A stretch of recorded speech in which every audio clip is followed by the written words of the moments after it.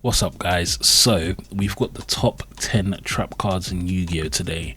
Now before I get into it, there's a few stipulations on this list. The first one being that I'm not going to be counting banned cards. Don't worry, I've got a list specifically for banned cards coming up in the future.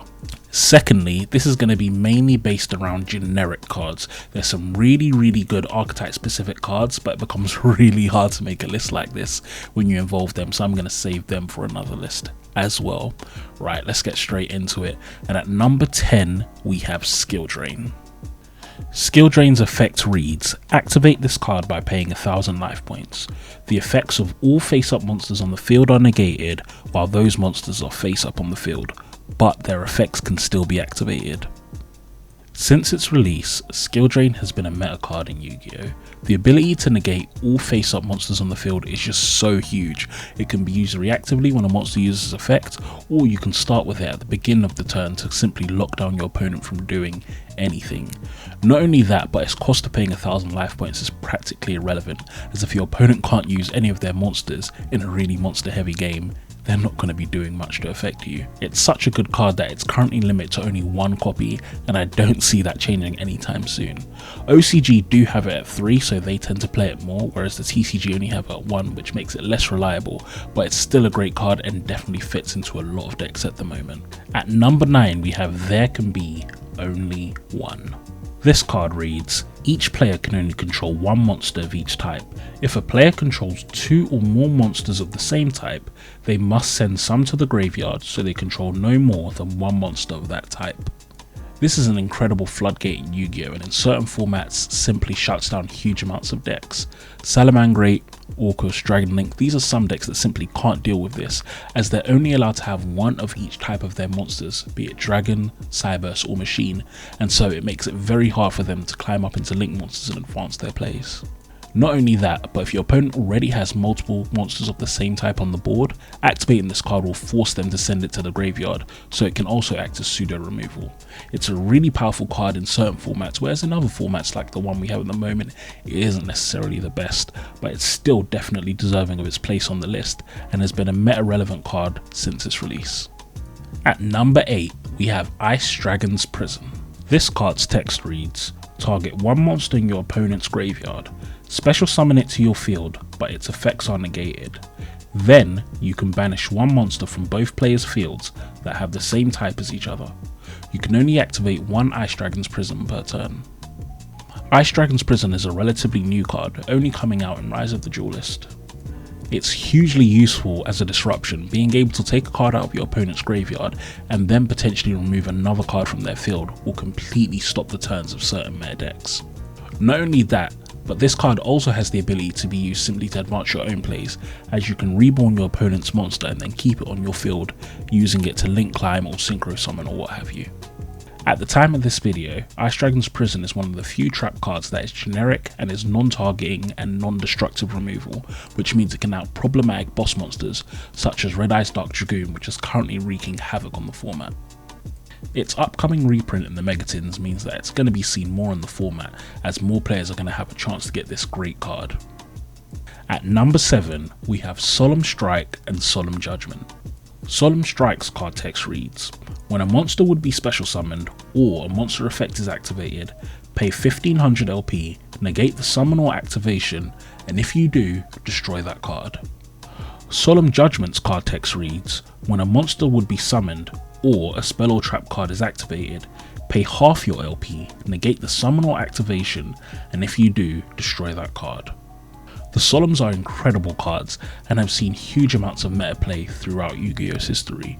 They've also both been on the ban list, however at the moment they are both currently unlimited. Solemn Strike is a little bit more popular at the moment, as most of the decks in the meta are monster based. However, Solemn Judgement is still an amazing card, really good at protecting your back row or simply hard stopping your opponent's normal summon so they can't advance their plays. The life point cost on both cards is practically irrelevant, as if your opponent's summon is completely stopped, they're probably not going to be able to do anything anyway, and then you're going to be able to kill them the next turn. One of the biggest strengths of the Solemn cards is that they are fast effects, otherwise known as spell speed 3 cards. Counter traps are the only spell speed 3 cards in the game. you can only respond to a spell speed 3 card with another spell speed 3 card, essentially meaning that unless your opponent has a counter trap as well, they're not going to be able to negate your solemn, ensuring them even more against your opponent's response. At number 6, we have Imperial Order. This card's text reads, negate all spell effects on the field. Once per turn during the standby phase, you must pay 700 LP. This is not optional, or this card is destroyed.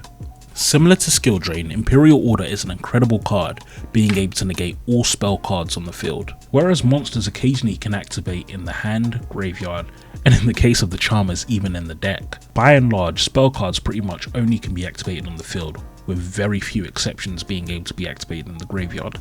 This allows Imperial Order to essentially cover all spell cards with its effect and prevent your opponent from using them and therefore advancing their plays.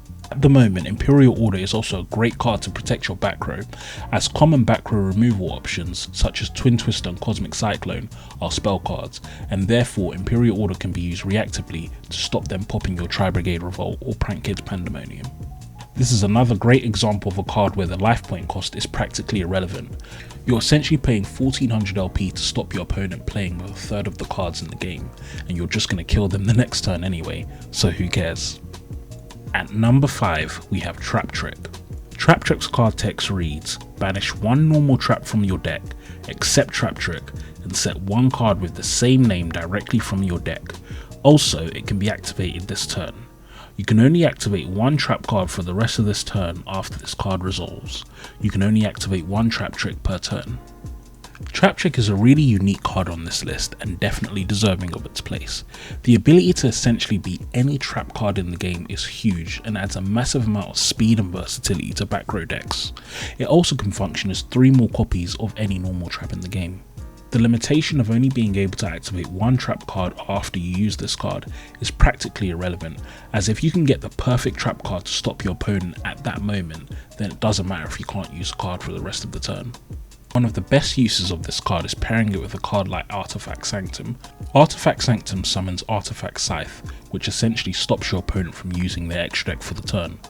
Being able to add 3 more copies of the Sanctum and therefore the Scythe to your deck is huge and definitely a great usage of this card. At number 4, we have Torrential Tribute.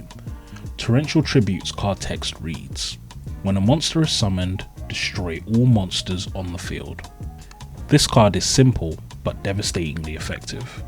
Clearing the board is always going to be really effective in this game, as if your opponent hasn't got any monsters, they probably can't do too much unless their deck is a back row focused one. In addition to that, being able to use this card in response to any kind of summon, be it special, normal or even flip summon, makes it really useful. In the last 2 or so years, this card has come back into favour, because very few cards can match the generic utility that this card provides, nuking your opponent's board. One more advantage of this card is it doesn't distinguish between your cards being summoned and your opponent's cards being summoned for its activation condition. Therefore, if you can summon a card during your opponent's turn, you can also trigger this card, giving it a whole nother level of versatility. Right guys, so we're at the top 3, so what I want you to do is go down to the comments and you tell me what you think your top 3 trap cards are for Yu-Gi-Oh! Okay? Also, I want you to go a little bit above the comment section and press that subscribe button. Make sure you help out this channel and let's explode this year. Alright, let's get into the top 3 now. At number 3, we have Red Reboot. This card's text reads, when your opponent activates a trap card, negate the activation, and if you do, set that card face down, then they can set one other trap directly from their deck. For the rest of this turn after this card resolves, your opponent cannot activate trap cards. You can activate this card from your hand by paying half your LP. Red Reboot is an incredibly powerful trap card.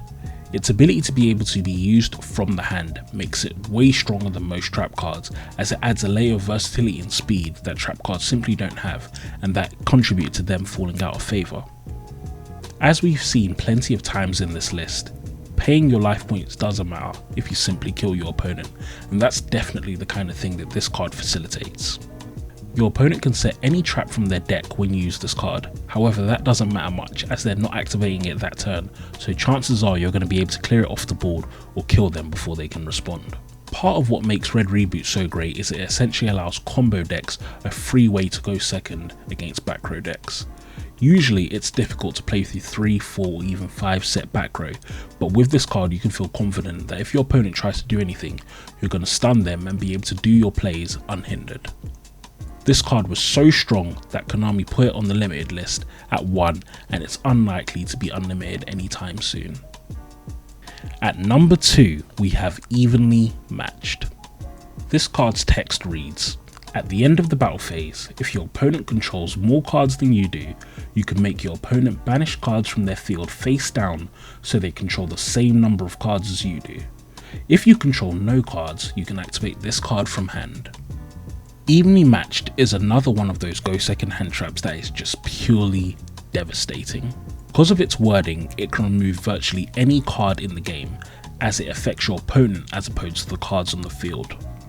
Not only that, but the huge swings of advantage that this card generates makes it pretty much unmatched when it comes to going second and giving yourself a fighting chance to win the game. Cost to use this card is pretty high, as it does cost your battle phase and also your opponent does get to keep one card as you can't have cards on the field.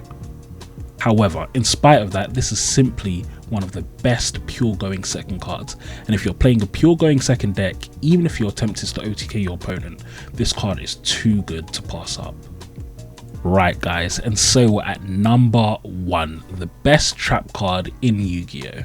It can be no other card than Infinite Impermanence. This card's text reads, target one face-up monster your opponent controls, negate its effects, then if this card was set before activation and is on the field at resolution, for the rest of this turn all other spell trap effects in this column are negated. If you control no cards, you can activate this card from your hand.